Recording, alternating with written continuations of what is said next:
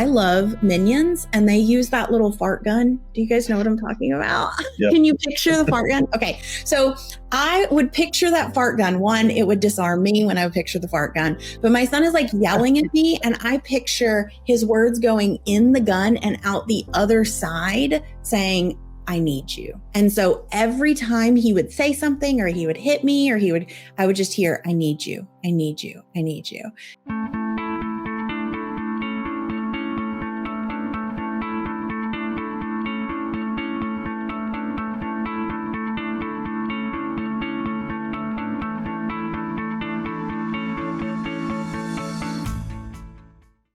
Hey, what is up, everybody?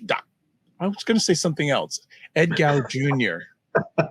Your alter ego. One of the many I have from the Dad Central show and Dad Central. I just finished something on another platform, so I had to rewind and get myself right. So another different introduction for Drew. What's going on? No, not different. Drew Soul, Dad Central. Ed's referring to his alter ego as Dr. Vibe, the man behind the Dr. Vibe show. So he was about to introduce himself as his alter ego, revealing, you already did that now. What's going on? Well, it's for us, it's about planning for the holidays now. I don't know how many other dads do this, but with 5 kids now, the holidays can get quite expensive. So Kristen and I were talking about what is the budget for the holidays. How much per kid are we really going to be spending just to keep it reasonable? I don't know what other thoughts are on that, but for me, that's like a must. Otherwise, it gets crazy. Well, it's interesting. Once in a while, I listen to the news. Once in a while, and recently on my listening, there was surveys done in Canada that the average family is going to spend about anywhere from 10 to 15% less on Christmas this year, or the holiday season, but proper, than they did last year. So it's going to be interesting to see how people manage, maneuver, and handle the upcoming holiday season. So should be interesting. And I'm certainly offline going to hear how you're going to navigate it, Drew. Well, I think the holidays really should be about connection. It should be about creating memories and kind of the reason for the season, as opposed to a lot of the commercialism that I think can often trap us and leave us feeling actually more worn out and stressed after the holidays instead of refreshed and renewed and ready for a new year. But that's just my perspective. Well, there you go. Well, let's talk about it. The Dad Central show is sponsored by Dove Men Plus Care. Dove Men Plus Care believes that care is the best of a man, because when men can care for themselves and others, there is a positive impact. So we have a brand new friend, a brand new vibrant friend who's going to be with us today. So Drew, I'll let you do the intro. Well, thank you, Ed. Honestly, very excited for this conversation because we are having Dana Abraham. Now, she is the best-selling author of A Super Kids Activity Guide to Conquering Every Day and Sensory Processing 101. And the reason I'm so excited is because she is on a mission to create a more accepting world, one challenging kid at a time. And I know as parents, all of our kids might at times seem challenging, but we need to know how to handle that. So Dana is a national board certified educator. She's a parent of 3 neurodivergent children and an ADHD adult herself. So she brings a unique and out-of-the-box perspective to parents raising kids in the modern world. She's the founder of the popular parenting website Lemon Lime Adventures, which, get this, has accumulated more than 41 million viewers in less than 7 years.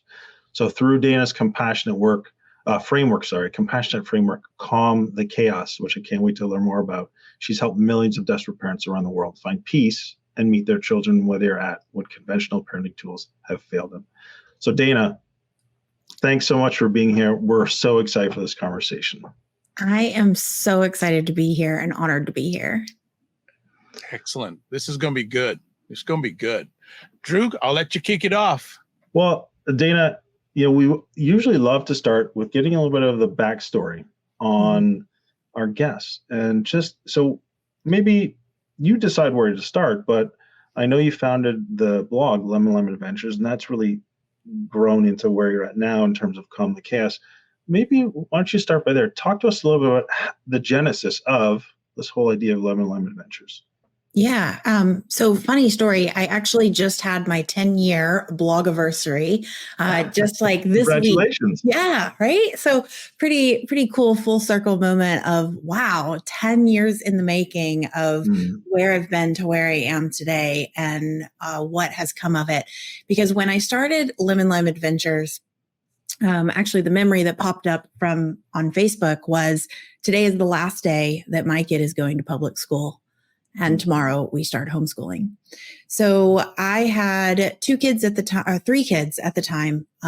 But backing up just a couple of months, I was pregnant with my 3rd child, and I had 2 boys that were older. They were 7 and 5. And my 7-year-old was getting in so much trouble at school. He had been kicked out of preschool. He had been in trouble in kindergarten. 1st grade, he was starting to get sent home from school. And by 2nd grade, he was suspended more days than he was in school. And there was this one particular day where he had a really big explosive meltdown at school. So I get a call and they say, you need to get to school, come as fast as you can.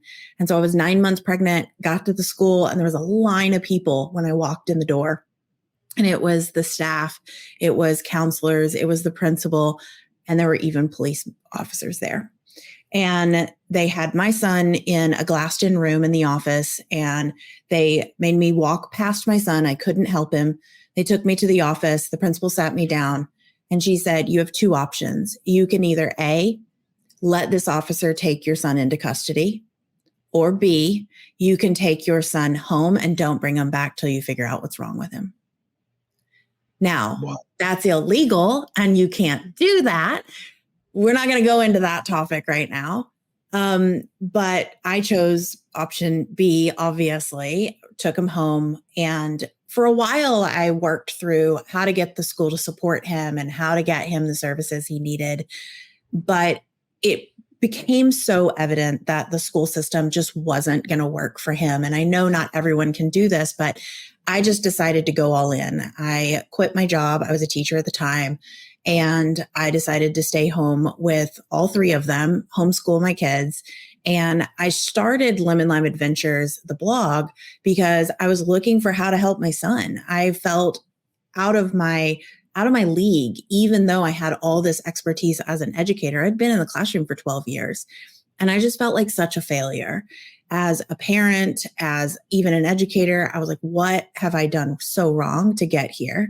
And so I was searching online, and everything I found was picture perfect. Everyone had answers and everyone had it figured out, but they weren't quite telling you how to do it. It just looked great. And so I started Lemon Lime Adventures with this idea that I didn't want another parent to feel as isolated and alone as I felt in that moment. And I didn't want any children to feel like my son felt when we were going through this. And so I was going to do whatever I needed to do and just kind of share our story. And I was going to share the good days and the bad days. That's where lemon and lime comes from. So the sweet and sour parts of life, I was going to share it all so that it was really open and honest. So no one would come to my site and feel like I was judging them, or I was shaming them, or I was pretending like I had the perfect answer. Okay. Yeah, well, thank you for that story. A lot in there. Ed, did you have something you wanted to hop in with? How long do we got? No, I'm just joking. I just from that story, in a glass, really. Mm-hmm. Mm-hmm. Go ahead, Drew. That's all I wanted to say. I could go over just right there. Mm-hmm. Yeah. So, as you're going, one, I think the importance of being real and honest and opening up is not easy. Mm-mm. But I love the fact that you said, I felt so alone and isolated, and it really drove me because I didn't want anyone else to feel that way as well. It can be lonely and isolating, and we talk about this from a dad perspective, and that many fathers feel very isolated in their parenting journey. They feel that there aren't options or ways to be supported. So I guess maybe can you share with us, how did you work through that for yourself as you started this journey? So with the isolation, I mean, I really started the blog as in hopes that I would find one person who would comment on one of my blog posts or who would follow me on Facebook and would say, oh, I get it. I'm going through this too. So I was just looking for one other person. Little did I know that there were going to be millions of people over the next 10 years who were going to come to the site and who were going to say, oh my gosh, I'm going through that same thing. Or I have had something similar happen. And so to me, it was finding and creating that community or that village they say there is. And I had to create that online because I couldn't find it in the in-person world. And because my, teachers, my teacher friends and other therapists that I was taking my kid to, it was just constant blaming. It is your fault if you were just a stricter parent, if you just set firmer boundaries, if you just told him how he was supposed to act, he would stop. And, all these things that obviously I had tried. And, I had tried things that I didn't like, and I had tried things that I did like and couldn't still help my kid. And so I had to ground myself in the fact that yes, I was homeschooling him, but my main goal was twofold. One, I didn't want him to hate himself for not fitting in. And two, I didn't want him to hate everyone else for not understanding him.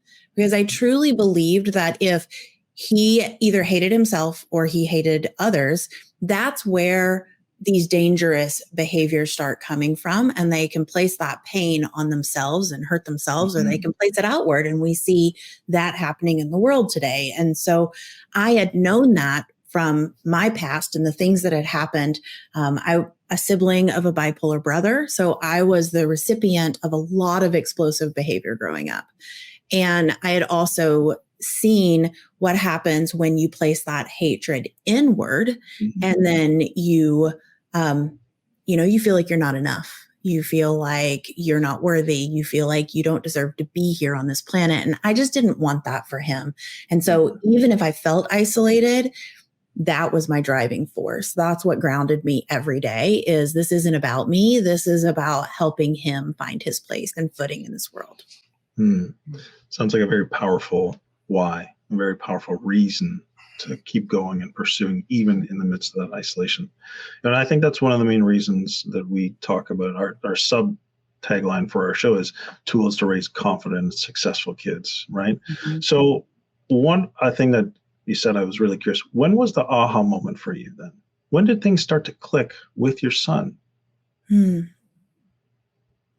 I think they started slowly changing. And honestly, it was probably way too late that I had the aha moment that we were in the clear or things were getting better, because it didn't magically happen overnight. There wasn't this like mystical day where it was like, ta-da, you now have figured out your son and he is amazing and he is doing great and everything. We still have hard days. And even now he's 18 and we still have hard days. But they are few and far between, and they don't wreck our life. And that is when I started to realize, we can have a bad day and it's a moment in time. It doesn't ruin our relationship, and it doesn't carry on over days, weeks, months. And so that's when I knew that we were onto something, because I was able to see that this was shifting in our own family, and I started sharing it online. And at first, I just shared all of the knowledge I had learned, but I wasn't sharing how to put it together because I didn't realize that's what I needed. And it wasn't until I had a friend of mine who had gone through my early courses, and it was all the theory and all the information and the understanding about why this was happening. And she called me and she says, that's it. I need to give up. I'm going to hand my kid over to the professionals. Like, they can take over. I'm not cut out for this. And I said, all right, do you trust me? And she was like, yes, I do. And I said, okay, you've been through all our stuff. I think you have everything you need inside you already. What if we just see if we can simplify this down to its simplest form? And she was like, all right. And I said, okay, what can you remind yourself when your kid is, at this point, he was really aggressive. He was aggressive at school. He was having like 56 aggressive instances in a week. And then at home, he was like, hitting his sister and they were getting into fights all the time.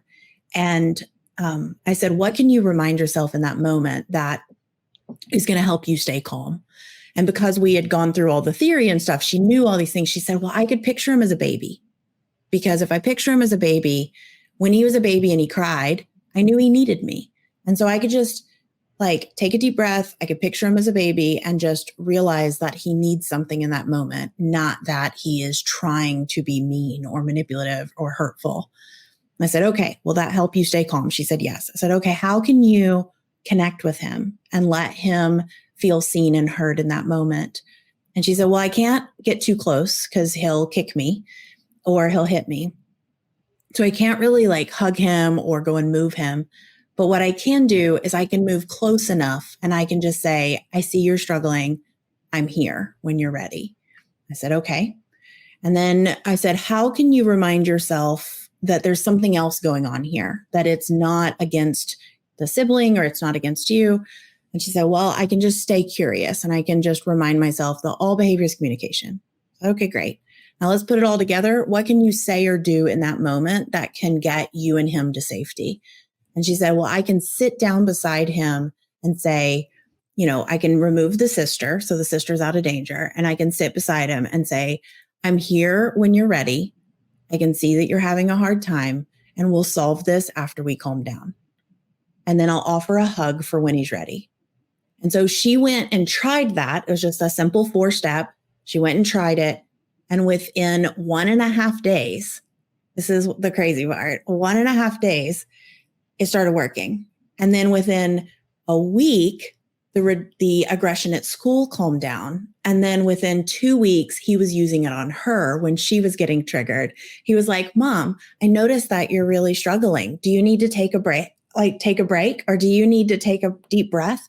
And so he was then using it on her. And I think it was in that moment that I was like, wait a second, we have figured something out that actually works. And that's when we really kind of went back to the drawing board and we laid it all out and started teaching more parents. And that's where Calm the Chaos was born. Wonderful story, but so much was included in that. So would you maybe go back to the basics for us and for our listeners? You talked about the idea of keeping herself calm. You talked about her thoughts. You talked about safety. So I don't know wherever you'd like to start, but I think all of those are really important, and especially in the context of dads and dad's ability to do those things. And obviously, I know you're not a dad, but you obviously have a partner. But you've trained and coached so many people. Can you just talk to us about, where would you begin if a dad's coming to you and he's kind of saying, I'm at my wit's end? He's kind of like where your client was. Yeah. So one of the things that we found is that it can be really overwhelming. There's all this information out there and there's 9,899 parenting experts telling you what you should do. And so in the moment when your kid is hitting, or in the moment when your kid is lying to you, or they aren't getting their homework done, whatever it is, it can feel like an attack on you. And it can feel like they're doing it to you, against you. And so your brain goes into protection mode.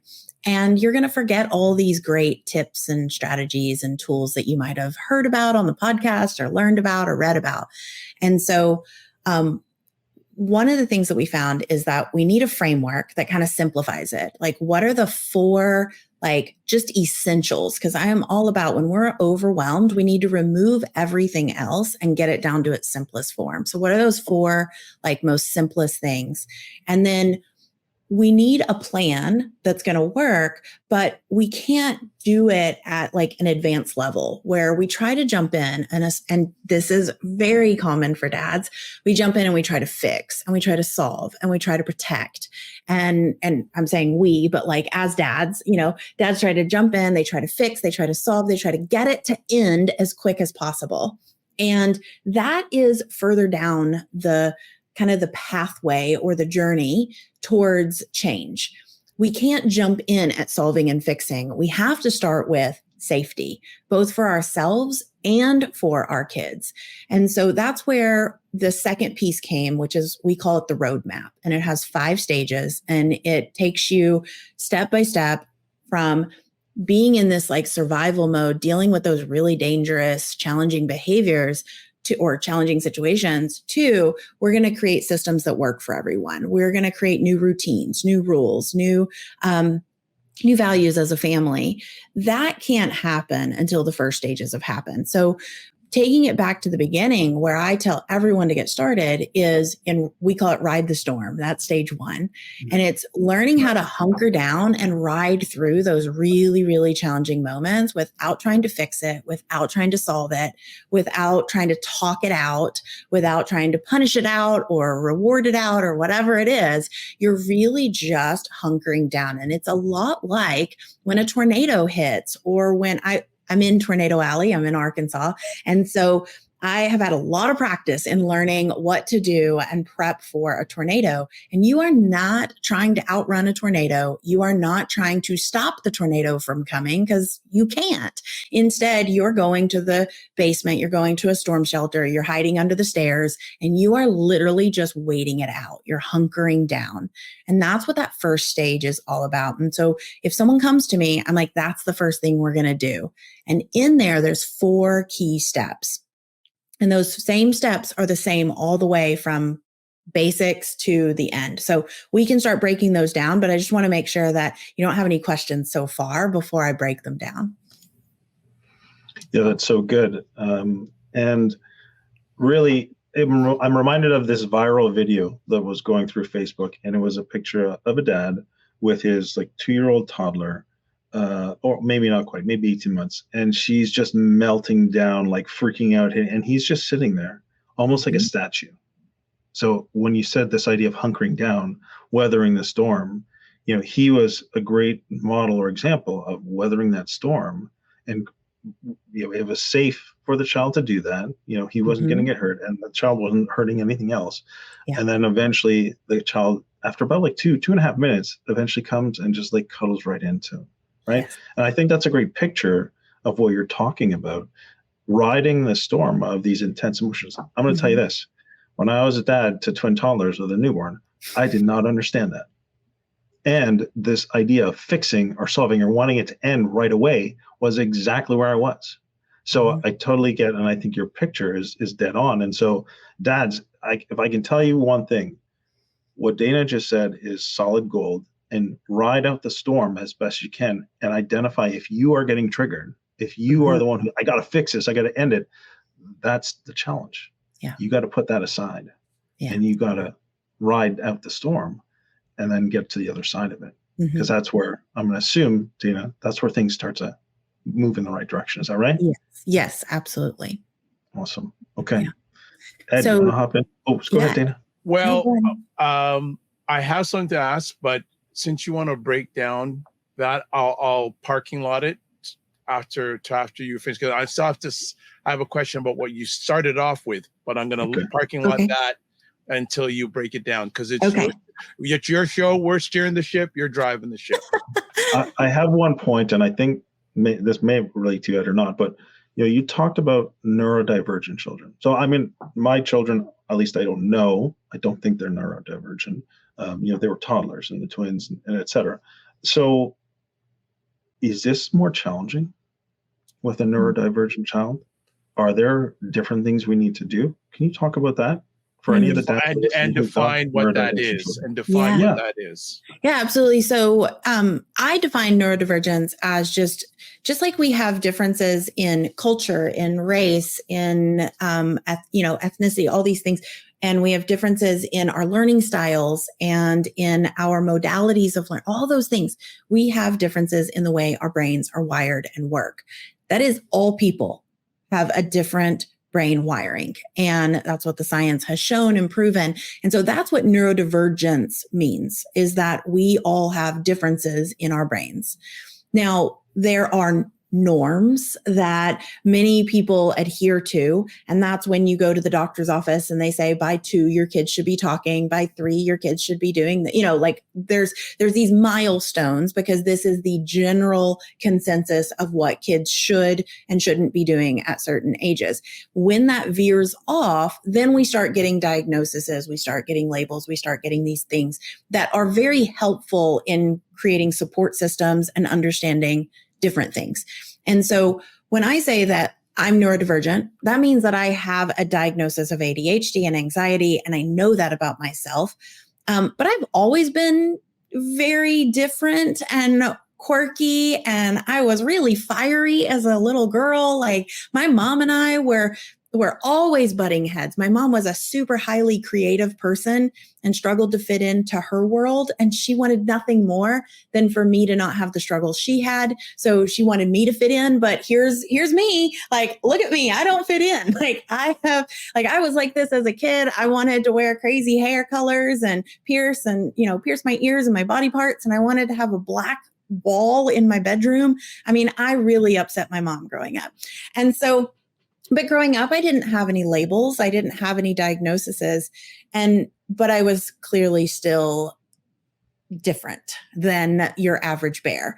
And so I think that if we worry about, does this only work for quote unquote neurodivergent kids or like children with diagnoses, then we're missing the point that all children operate differently and need us to create safety for them, need to feel seen, heard, and accepted for who they are. And they need us to understand where their challenges are coming from, whether it links to a diagnosis or not. So does it create more challenges? Yes, right? If you have a child who doesn't speak with verbal language, if you have a child who's incredibly impulsive, if you have a child who is lacking executive functioning skills, meaning that they're not able to plan or organize or start task or end task, is going to be more challenging. If you have a child who shuts down at any sight of an expectation or a demand, or you have a child who is highly emotional and cries at like the smallest thing, it is going to be harder. But I think that the more that all parents understand these nuances and how to see their kids differently, how to change the way they see their kids or think about their kids, their mindset around it, I think that we will create that more accepting world we were talking about earlier. Are you a dad who feels like you're juggling a million things at once? Balancing work, family, and personal goals can be overwhelming. But what if there was a solution? That's why we created our new fatherhood community called Dad Mentor. For over 20 years, Dad Central has built practical tools to help dads. We understand the challenges you face and provide the support you need to thrive.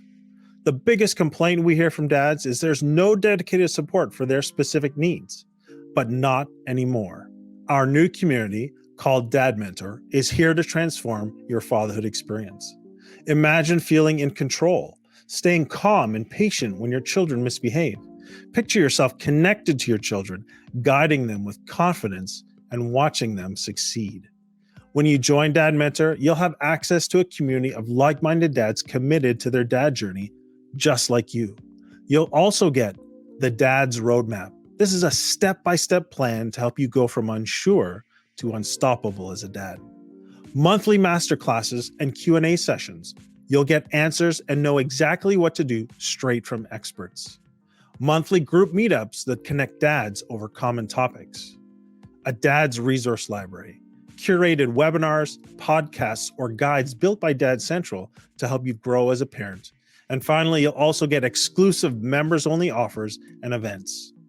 Now, many dads do try to do this fatherhood thing alone, only to find themselves trapped in frustration and strained relationships. Then they may turn to unhealthy coping mechanisms like drugs, alcohol, or other distractions, leaving their family and their own well-being at risk. We don't want you to reach that point of regret. Take steps to invest in you and your family today. Join Dad Mentor and go from stressed, tired, and overwhelmed to confident, calm, and connected. Join us today by going to dadcentral.ca/dads. So breaking down the framework. So what I found as I worked with my son, as I worked with other parents, is I found that there were these 4 key ingredients, kind of like baking a cake, that you need for solving really any challenge, especially a challenge with another human. And in this case, we're talking about children. So parent-child relationships. But you need connection. You hear that a lot. We hear that we need, children need to feel attached. They need to feel connected. They need to feel validated and heard. And when I talk about connection here, I'm really talking about that radical acceptance, accepting the child you have in front of you, not the child that you thought you were going to create when you said, I want to have kids. But instead the child you actually got. Can we pause on that for a second? Yeah, we can. The reason I want to pause that, because I think that, and I'm not picking on dads, but I think I hear it more often, that this might be hard for dads, right? That aspect there of accepting the child that's in front of you than necessarily the child that you envision.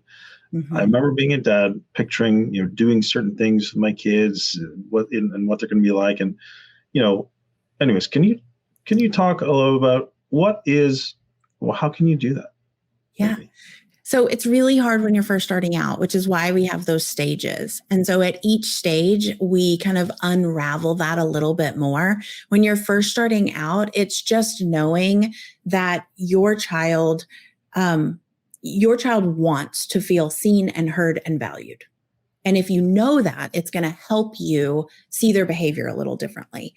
But as you progress, you can start to realize maybe what were some of your expectations? What did you think? And what pieces can you let go? And what parts can you share with your child?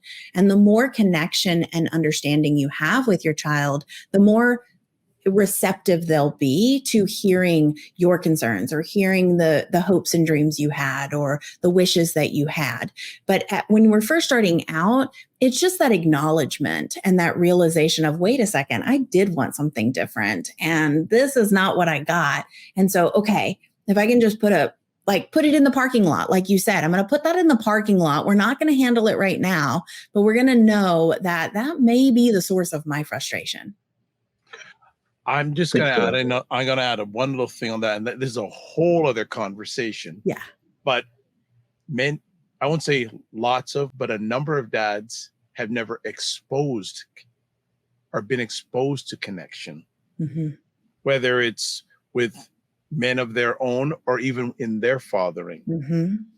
So it's even for many dads a steeper climb because they don't know how to do it because they've never experienced it. Absolutely. They were not validated for their feelings. They were not allowed to be who they are.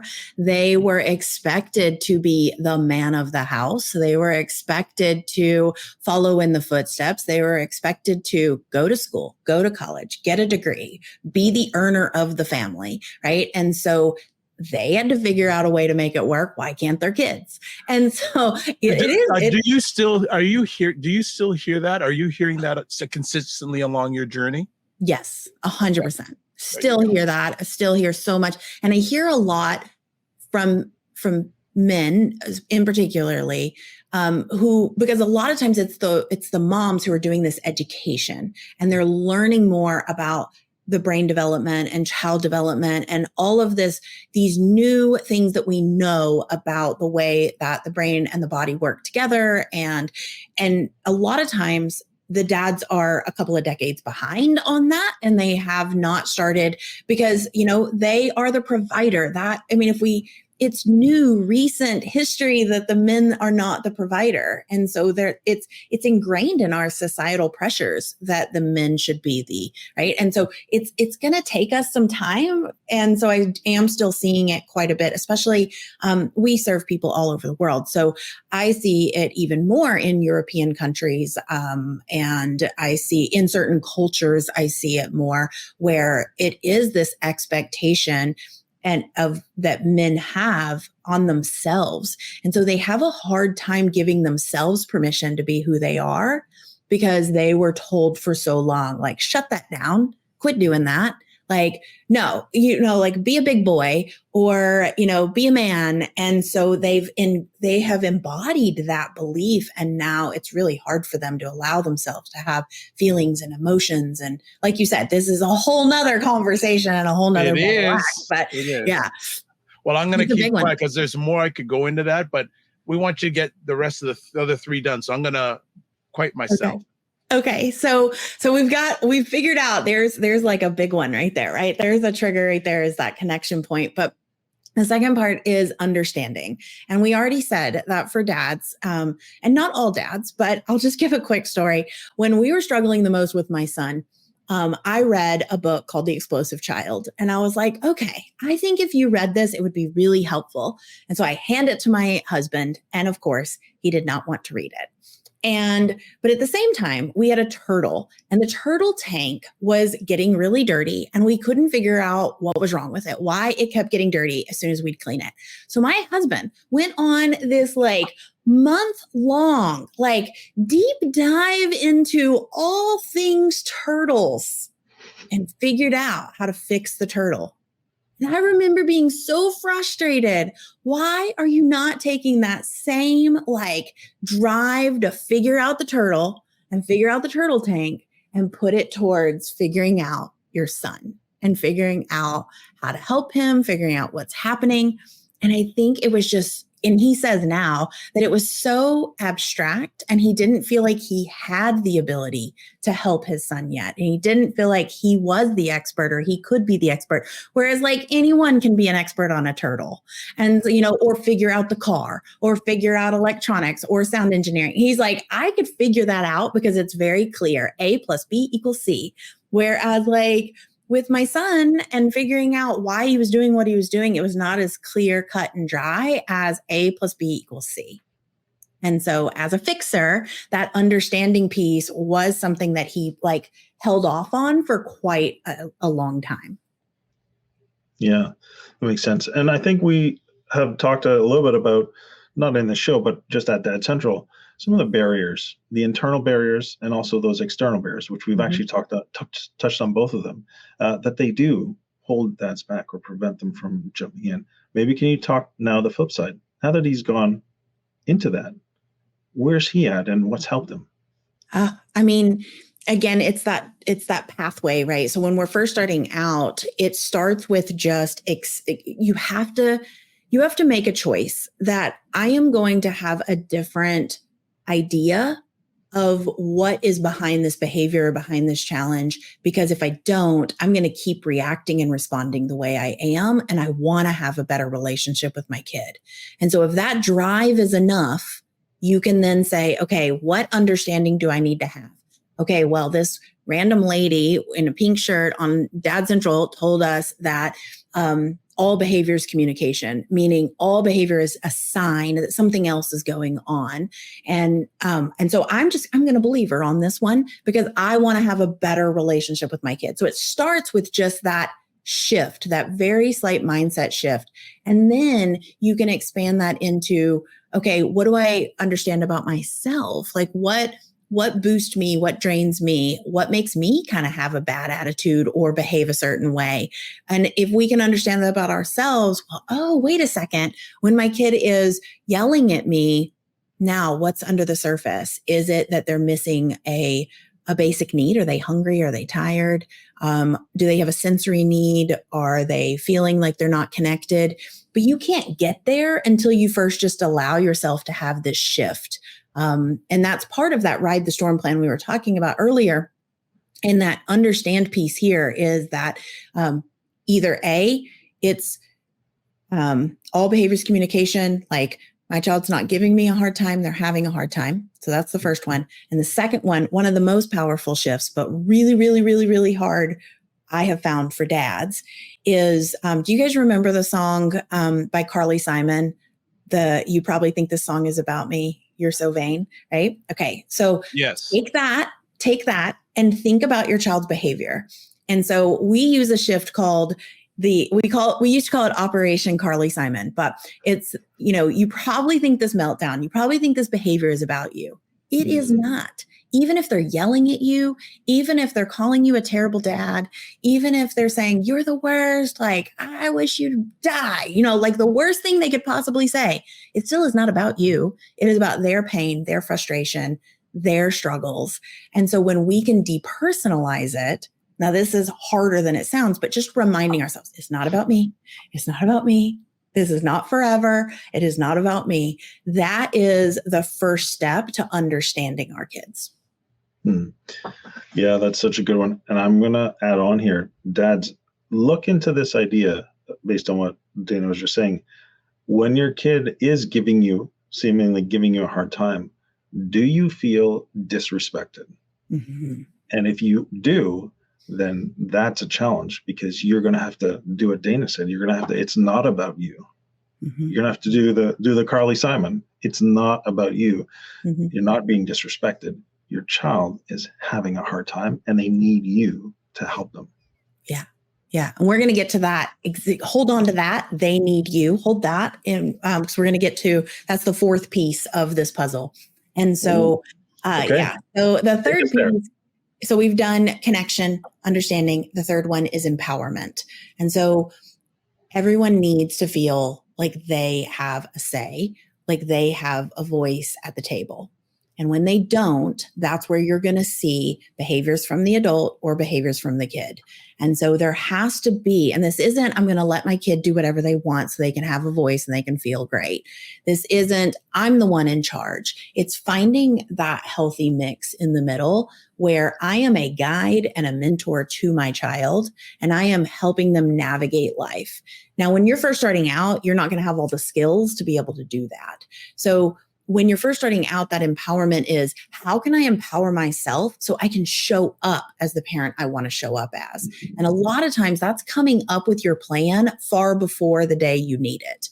And people will always tell me like, well, how am I supposed to create a plan before when it comes out of nowhere? And I'm telling you, like, it didn't come out of nowhere. And also, it didn't happen just once. So if it's happened once, it's probably happened 30 other times, and it's probably going to happen 30 more times. So you might as well go ahead and create a plan for yourself for how you're going to show up, because you can't change your kid until you start changing yourself. And nobody wants to hear that, but it is the truth. Absolutely. Well, I just, from what you just shared there, am I getting a sense of making sure you create with your child or children a safe and brave space? Yeah. And I think that this first stage is all about creating that safe place for your child emotionally, psychologically, physically, even if if the behavior's not changing, if things aren't changing, if the situation isn't changing. I call this first plan the plan until you have a plan that works.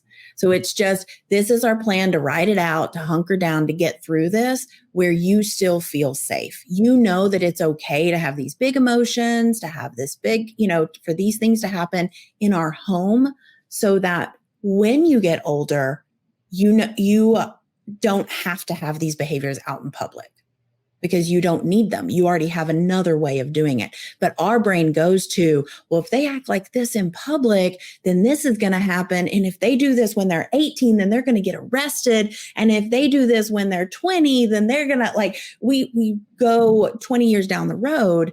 And so we have to really stay in the here and now of this is not forever. This is just a moment. You're just writing it out. And the other stages are for getting ahead of it and creating change. Absolutely. So stage 1 was connection, 2, understanding, 3, empowerment. So take us home. Stage 4. So I feel like I've confused us a little bit. So the stages are ride the storm. So we're in the ride the storm stage. Everything we've been talking about is ride the storm. Okay. Gotcha. Yeah. So that's stage 1. And then every stage uses these elements that I've been sharing: connection, understanding, empowerment. And then the final one is you, the adult, the one person who is going to get grounded, stay calm, and be the one who is going to be the change. So that's that mindset piece. And you've talked about it already, those triggers, those thoughts, those things that go through your head. If you think that the kid is being disrespectful to you, if you are frustrated by the behaviors, if you think, well, in my day, we couldn't act like that, or I had to change, so you should have to change, whatever that is. Or you always do this to me. There's lots of thoughts that go through our head that can affect the way we show up. And so in Ride the Storm, we call this an anchor, creating an anchor. So this is something that is going to ground you and hold you steady when your kid is yelling at you, when your kid is quote unquote being disrespectful to you or being rude or being mean, when they're hurting their sister, right? Because we can get really triggered when our kid's hurting someone else. And so we need something that our brain is going to remember and believe. And so we use something called stop, breathe, anchor for this. So we just stop in our tracks. We take a big, deep breath in, and that gives our brain oxygen. And then we create an anchor. So earlier I told about my friend, and she created the anchor of picturing her kid as a baby because he needed her when he was a baby. And so that works for some people. My husband's anchor is very different than that. It didn't work for him to picture him as a baby because he's actually stepdad. My son's behaviors got so bad that he actually had to go to the emergency room several times because his meltdowns would get so big. We took him to the emergency room once, and 6 grown men nurses had to help my son into the building. And they stayed super calm, super grounded. And in that moment, my husband saw them and said, wait a second, they're just there helping. They are not getting triggered by my son's behaviors. They are not taking it personally. They are there because they know that he needs them. And he's like, and plus, my son, this little bitty frail 7-year-old, needed 6 grown men to hold him down and get him in the building.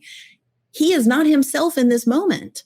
And so that it became his anchor, is he is not himself right now. He needs me. And so he found something that really worked for him.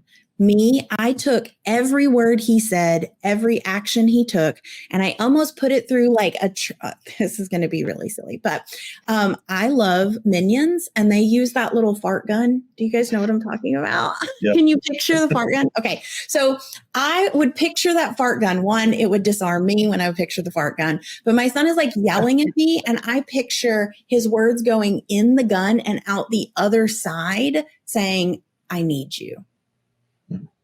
And so every time he would say something, or he would hit me, or I would just hear, I need you, I need you, I need you. And that really held me steady. So that's that you piece of like just anchoring and staying calm. And then when you build that out, it's stay calm with stop, breathe, anchor. And then the connection piece in the moment is just changing your body language. Because you can't actually do a lot of connection when you're almost triggered, and then they're like acting out. You can't really touch them or anything. So it's just checking your body language. Are you scowling at them? Are you, do you have a swirly voice? And as men, you're big. Like, it doesn't even matter if you're a small dude. You're just bigger than a child. And I think we can all agree to that. And a lot of times, dad can be very overbearing and very scary to a small child. And so just changing your body language, getting a little smaller, can be really helpful for your kid. And it's an inclination for men to get bigger when they're scared and when they're trying to protect. And so in this instance, try to get smaller. The understand, we talked about it, is just that shift of, this is not about me, Carly Simon, this is not about me, this is not disrespect. And then the 4th piece, the empowerment piece, is just real empowering yourself, saying, this is my plan. How I'm going to show up in the moment is I'm going to stop, breathe, anchor. I'm going to get closer. I'm going to just change my body language, and I'm going to remind myself this is not about me. And I'm just going to put that on rinse, repeat while they're struggling. Okay. Ed, you want to hop in? Well, I was going to ask something, but time doesn't permit. What I will say is one of the things I share with people, sometimes you have to get smaller to get stronger. I love that. So what you were sharing there about dads, sometimes we have to get smaller to get stronger. And it's not a sign of meekness. It's a sign of strength that you can get smaller to allow everyone to get bigger. That is beautiful. So nice. Just a thought. One last question, and I'll kick it back to Ed.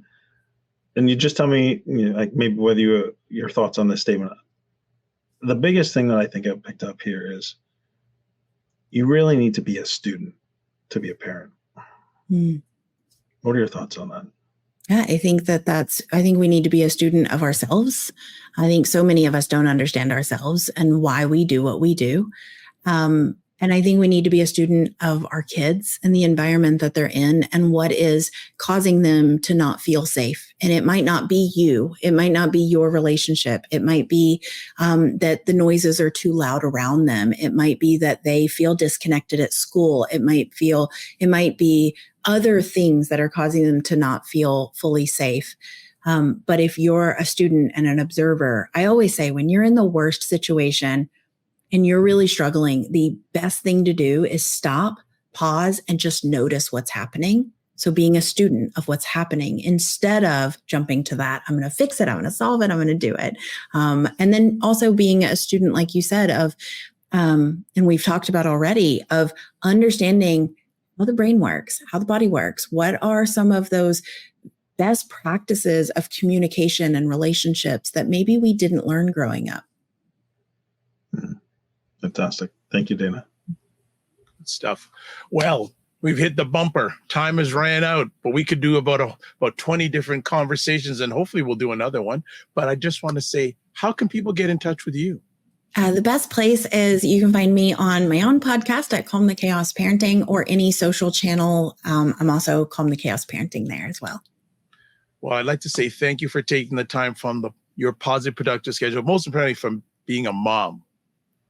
Thank you. Being a guiding light and a shining light for so many people globally. And we really appreciate it. And if there's anything we can do to help your mission, because I think we're all in this together, yes, we're more than happy to help you. Do you have any final words for our audience today?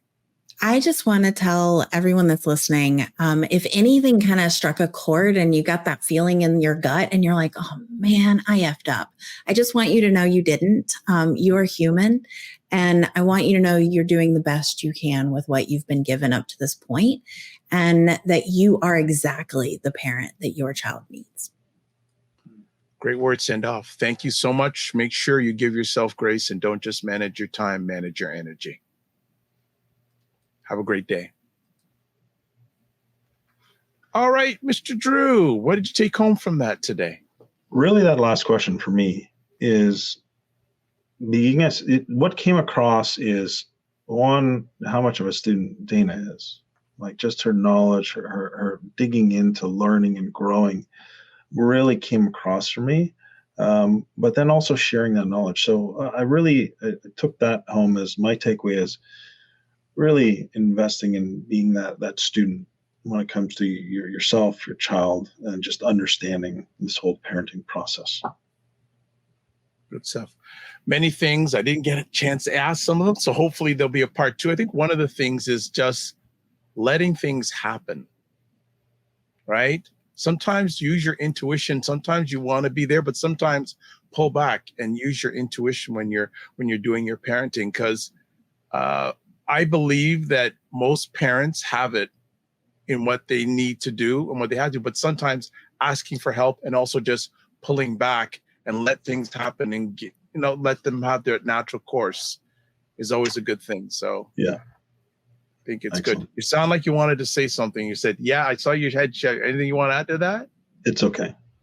Another conversation another day. Okay. Like I said, so there's just like right after the 5 minutes that, man, we need to do about 4 out of these, but hopefully she'll have time to do some more, but it was great. And also to love her energy, yes, right?